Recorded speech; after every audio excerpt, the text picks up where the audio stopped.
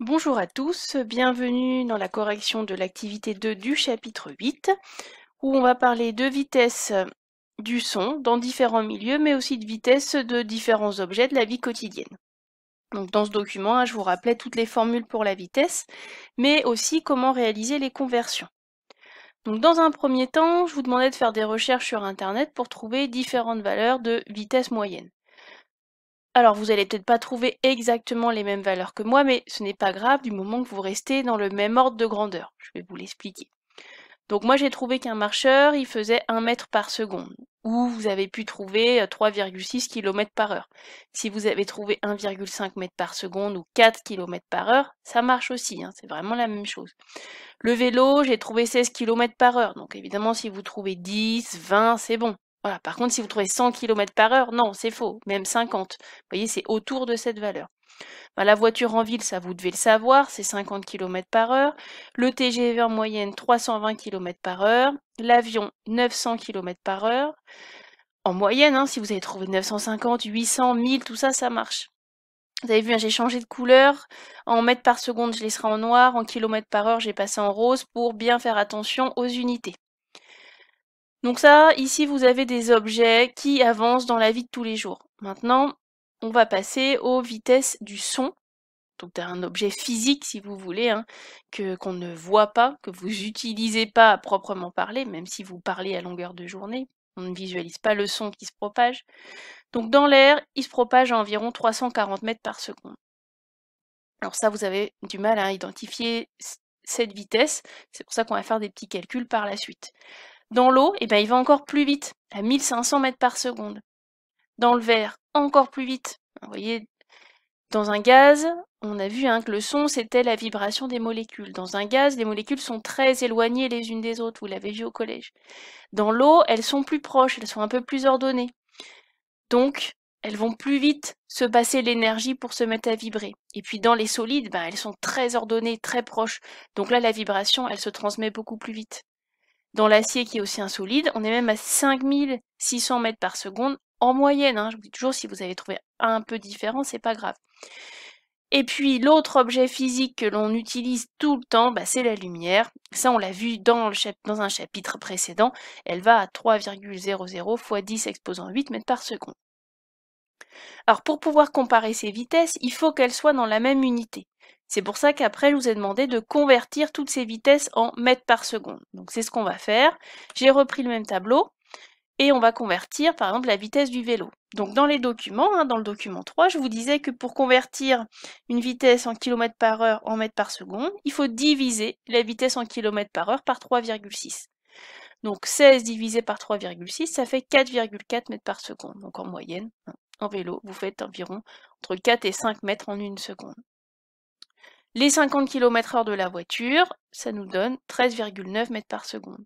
Le TGV, c'est 320 km par heure, deviennent quasiment 89 mètres par seconde, 88,9 mètres par seconde. Et l'avion, lui, il est à 250 mètres par seconde. Vous voyez, hein, la vitesse en mètres par seconde, elle est toujours plus petite que la vitesse en kilomètres par heure. Parce qu'en une seconde, on parcourt une distance qui est plus petite qu'en une heure. Hein. Donc les vitesses en mètres par seconde, elles sont toujours plus petites. C'est pour ça qu'il faut diviser par 3,6. Ça peut vous aider parce que souvent on ne sait plus si on multiplie ou si on divise. Ben, la vitesse en mètres par seconde est toujours plus petite que celle qui est en kilomètres heure. Donc il faudra diviser les kilomètres par heure.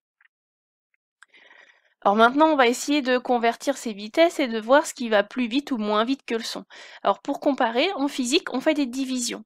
Donc nous, ce qui ne va pas changer, c'est la vitesse du son dans l'air. Donc on va comparer la vitesse du son dans l'air à toutes les autres vitesses que vous avez là. Regardons. Donc on fait la division, la vitesse d'un marcheur sur la vitesse du son dans l'air. On trouve, vous voyez, le marcheur, il va vraiment nettement plus lentement, hein, 0,0029. Donc le marcheur, il va 0,029 fois la vitesse du son dans l'air. Donc ça va beaucoup moins vite, il va 340 fois moins vite. Le vélo, eh ben lui, le rapport des deux, c'est 0,013. Donc le vélo va toujours moins vite que le son. Il va environ 77 fois moins vite que le son. Donc vous voyez, le vélo, toujours moins vite que le son. Le but, c'est d'essayer de voir comment vous pouvez appréhender cette vitesse de 340 mètres par seconde. Alors une voiture, eh ben elle aussi, beaucoup moins vite que la vitesse du son. Hein, c'est environ, allez, presque un peu moins d'un vingtième. Le TGV, bah c'est toujours pareil, il va 4 fois moins vite, hein, 0,26 c'est un quart, il va 4 fois moins vite que le son quand il est à sa vitesse max à 340. Donc pour nous le TGV il va vite, et ben par rapport au son, c'est beaucoup, beaucoup moins rapide. Puis il nous reste l'avion, hein, qui est notre objet quotidien qui va le plus vite. Alors bien sûr il y a les fusées, hein, mais ça on les voit pas. Donc l'avion, 0,74. Donc ça veut dire 0,74, c'est quasiment les 3 quarts. Donc l'avion, il est 3... Oui, 0,60, il va 0,75 fois moins vite que le son. Sa vitesse, c'est le 3 quarts de celle de la vitesse du son. Donc les objets usuels, hein, de la vie de tous les jours qui avancent, même vite, que vous connaissez, ils vont tous moins vite que le son. Donc après, on compare le son dans l'air au son dans différents milieux. Donc on commence pour l'eau. Ben pour l'eau, on voit que la vitesse du son dans l'eau, cette fois-ci, on dépasse les zéros. Donc le son va 4,4 fois plus vite dans l'eau que dans l'air. C'est pour ça que quand vous êtes à la plage ou à la piscine ou dans votre bain, quand vous mettez la tête sous l'eau, les sons sont très différents. Parce que notre oreille, elle n'est pas habituée à cette vitesse du son. Donc on entend des sons bizarres. Bon, c'est parce qu'ils vont beaucoup plus vite. Dans les solides, on a vu que ça allait encore plus vite, donc dans le verre, ça va 15,6 fois plus vite. Dans l'acier, 16,5 fois plus vite. Donc si vous tapez sur une pièce en métal et quelqu'un est juste à côté, bah même si c'est sur une grande distance, hein, il va l'entendre très très vite.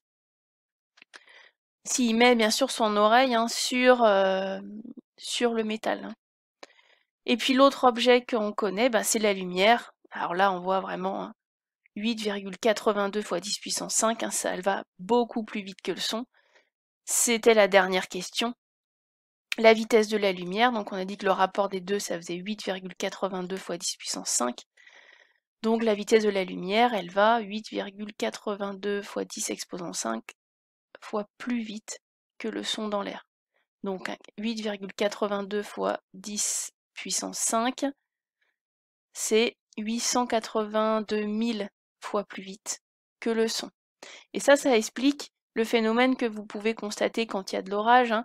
Vous percevez l'éclair bien avant de percevoir le tonnerre. Puisque l'éclair, c'est de la lumière, ça va aller beaucoup plus vite que le tonnerre qui est du son. Donc c'est pour ça quand on dit qu'on entend le tonnerre qui est de plus en plus rapproché par rapport à l'éclair, ça veut dire que l'orage se rapproche de vous. Hein. Le son a moins de distance à parcourir. Donc voilà cette vidéo sur les comparaisons des différentes vitesses d'objets de la vie courante avec la vitesse du son.